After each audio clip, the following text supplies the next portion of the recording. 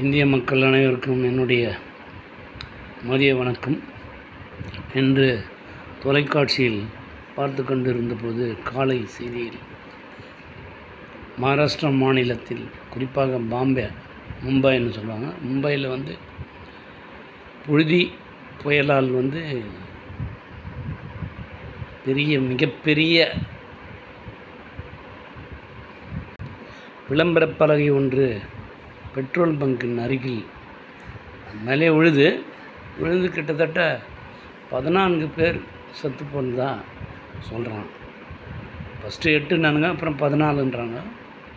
அது மட்டும் இல்லை, நிறைய பொருட்சேதம் காரு கீழே அந்த கம்பி கீழே மாட்டிக்குது. இன்னும் எத்தனை பேர் உயிர் சேதம் அதிகரிக்கணும்னு தெரில. நிறைய பொருட்கள் சேதம் இதெல்லாம் ஏற்பட்டுக்குது. இதுக்கு முன்னாடி சில நாட்களுக்கு முன்னாடி டெல்லியில் புழுதி புயல் ஏற்பட்டு